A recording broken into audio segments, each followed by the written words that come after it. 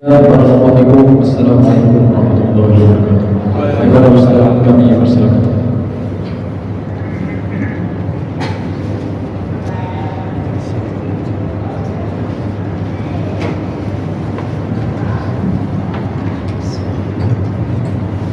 Bismillahirrahmanirrahim. Assalamualaikum. Waalaikumsalam warahmatullahi wabarakatuh. Alhamdulillah wassalatu wassalamu ala asyrofil mursalin nabiyina Muhammadin wa ala alihi washabbihi wa ala. Hadirin jamaah sekalian, jamaah salat Isya dan salat tarawih rahimakumullah. Alhamdulillah kita sampai di hari yang ke-26 dan masuk di malam yang ke-27.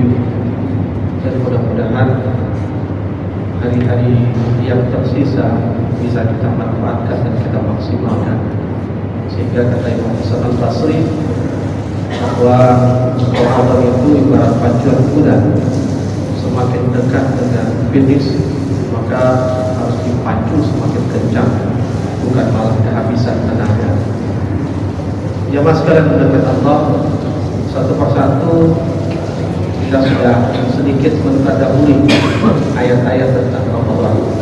Di pertemuan pertama, di pekan pertama kita mentadabburi ayat 183 dan 184. Lalu kemudian ayat di pekan kedua kita mentadabburi ayat 185. Di pekan ketiga kita mentadabburi ayat 186. 184 tidak secara khusus saya bahas karena itu bicara tentang fikih puasa. Dan hari ini, malam ini kita akan mencoba mentadabburi sedikit saja dari ayat 187. Di dalam ayat 187 surat Al-Baqarah, yang ayat ini memang menyusul belakangan, sehingga ayat ini seakan-akan menjadi pelengkap dan penyempurna dari ayat-ayat Ramadan. Ayat ini cukup panjang, namun secara garis besarnya itu tergambar di dalam awal ayatnya ketika Allah berfirman kepada kita, A'udzu billahi minasyaitonir rajim. Bismillahirrahmanirrahim. Uhilla lakum lailatas siyami rafasu ila nisaikum kunna libasun lakum wa antum libasun lahum. Yang selanjutnya alimallahu annakum kuntum tastalun anfusakum fataba 'alaikum wa 'afa 'ankum, dan seterusnya. Itu hanya mengikuti dari pembahasan di pangkal ayat. Para ulama mengatakan bahwa ayat 187 ini adalah ayat yang berbicara tentang fikih suami istri. Yang menariknya, ayat tentang fikih suami istri ini dibicarakan di dalam ayat-ayat Ramadan. Sesungguhnya ini menjadi isyarat kepada kita bahwa Ramadan itu tidak melulu bicara tentang ibadah dalam konteks kita kepada Allah, tapi juga ada muatan-muatan ibadah dalam konteks kita dengan sesama hamba, bahkan sampai kepada hal yang sangat privat, yaitu dengan istri atau suami kita dalam urusan kamar atau urusan tempat tidur. Bapak Ibu sekalian dimuliakan Allah, di ayat itu Allah mengatakan, Uhilla lakum lailatas siyami rafasu ila nisaikum kunna libasun lakum. Telah dihalalkan bagimu untuk berlaku rafas.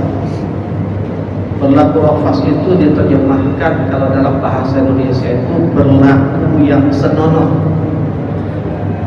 Ada juga yang menyatakan rafas itu segala aktivitas apapun yang mengarah kepada hubungan suami istri. Ada yang menyatakan lebih tegas lagi adalah hubungan suami istri. Dan Allah menegaskan itu dihalalkan di malam-malam Ramadan. Tapi bukan itu yang mau saya bahas, karena bukan tempatnya. Tapi kalimat berikutnya ketika Allah mengatakan hunna libasun lakum wa antum libasun lahum, sebuah perumpamaan yang luar biasa yang Allah berikan tentang hubungan suami istri. Allah katakan mereka adalah pakaian bagimu dan kamu adalah pakaian bagi mereka. Ketika kita bicara libas, maka Bapak Ibu sekalian, libas itu secara makna dia adalah sesuatu yang bercampur. Nanti dalam ayat lain misalnya kita mengenal satu ayat, wala talbisul haqqa bil batil. Talbis dengan libas itu punya akar kata yang sama. Sehingga ketika Allah katakan wala talbisul haqqa, jangan campur adukkan. Tapi di ayat ini justru maknanya tanpa larangan, tapi penegasan bahwa kalian itu seperti pakaian dengan mereka.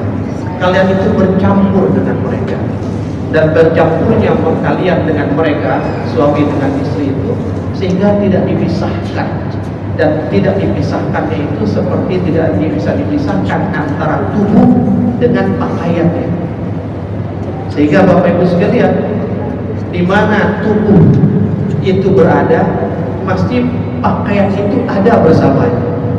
Tidak mungkin tubuhnya ada di satu tempat, pakaiannya ada di tempat yang lain. Itu sebabnya di dalam Islam yang namanya konsep pernikahan LDR, long distance relationship, itu dia sesungguhnya tidak junnah. Karena apa?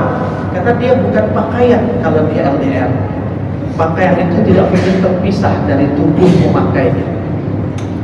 Nah, Bapak Ibu sekalian yang dimuliakan Allah Subhanahu wa Ta'ala, ketika bicara tentang pakaian, tentang libas, maka ada beberapa makna libas. Libas dalam arti pakaian, ada libas dalam makna hissiyah.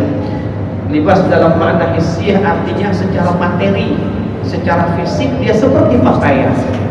Maka suami itu pakaian bagi istrinya, dan istri pakaian bagi suaminya, sebagaimana fungsi fisik pakaian, memberikan kenyamanan kepada tubuh kita.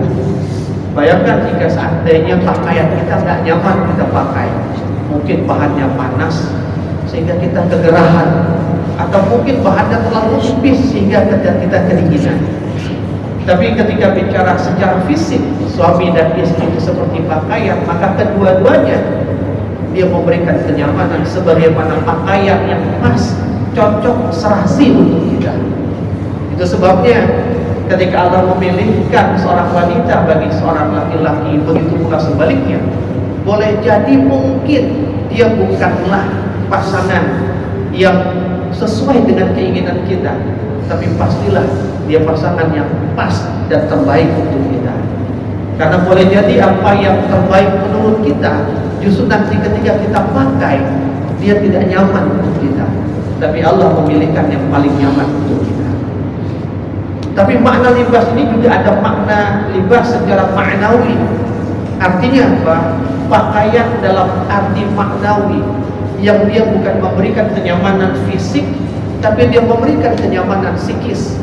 Secara psikologis kita nyaman.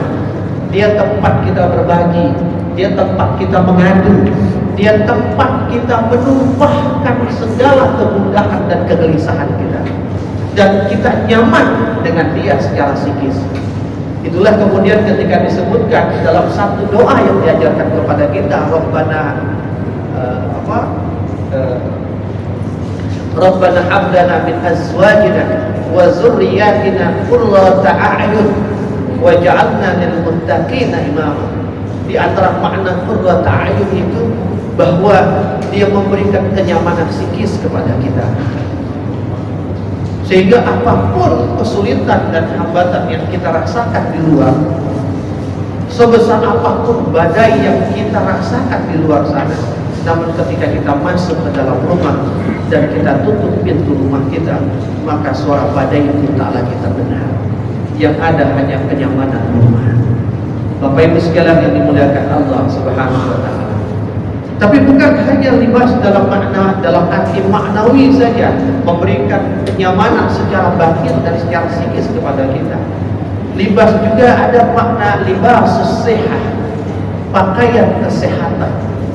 Bahwa pasangan kita, istri kita ataupun suami kita, dia memberikan dampak kesehatan kepada kita.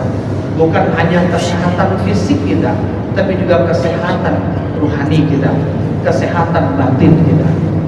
Bapak Ibu sekalian dimuliakan Allah, maka sebabnya tidak sedikit penyakit-penyakit fisik itu penyebab terbesarnya adalah pikiran.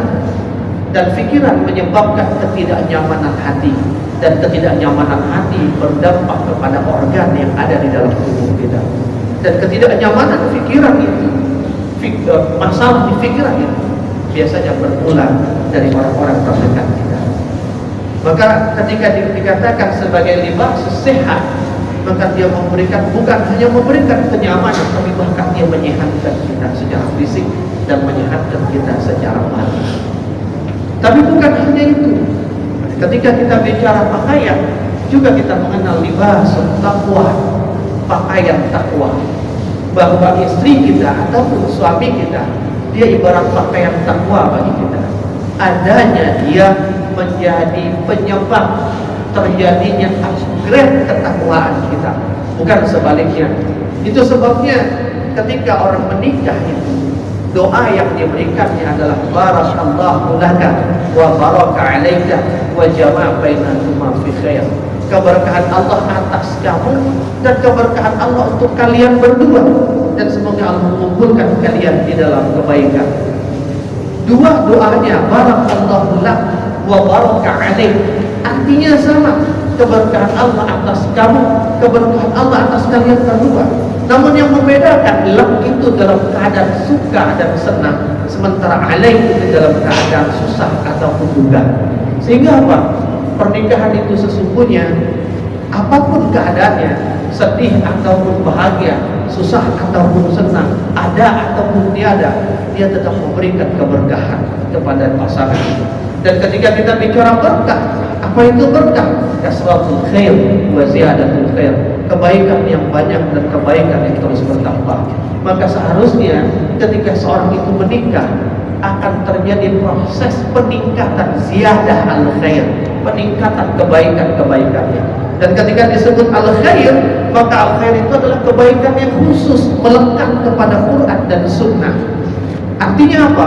Ada peningkatan dalam ibadahnya, ada peningkatan dalam kualitas salatnya, ada peningkatan dalam kualitas baca Qurannya, ada peningkatan dalam kualitas doa-doanya, tahajudnya, zikirnya, dan lain sebagainya. Tapi jika sebaliknya yang terjadi, maka itu indikasi hilangnya keberkahan dari sebuah pernikahan. Maka Bapak Ibu sekalian, satu di antara doa yang diajarkan Rasulullah kepada kita ketika baru saja menikah, kemudian kita masuk di malam pertama, di mana kemudian kita bersama dengan pasangan yang bukan mahram sebelumnya, dan kemudian menjadi mahram kita dengan ikatan pernikahan. Pada saat pertama kali dalam satu kamar itu, disunnahkan untuk sholat sunnah 2 rakaat, dan setelah sholat sunnah 2 rakaat maka disunnahkan untuk berdoa. Dan di antara doa yang diajarkan oleh Rasulullah adalah Allahumma jma' bainana ma jama'ta fi khairin wa farriq bainana ma farraqta ila khairin.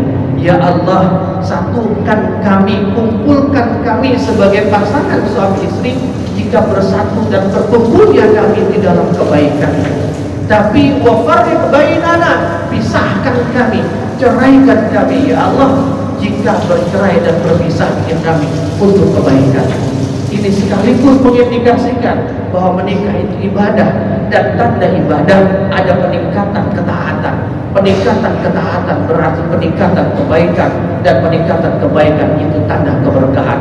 Jika tidak ada itu semua, maka tidak ada keberkahan, dan berpisahnya lebih baik daripada bersama. Bapak Ibu sekalian yang dimuliakan Allah Subhanahu wa taala. Namun ketika bicara ayat ini, fikih suami istri, jika ditarik ke dalam ranah yang lebih luas lagi, maka dia masuk di dalam fikih keluarga.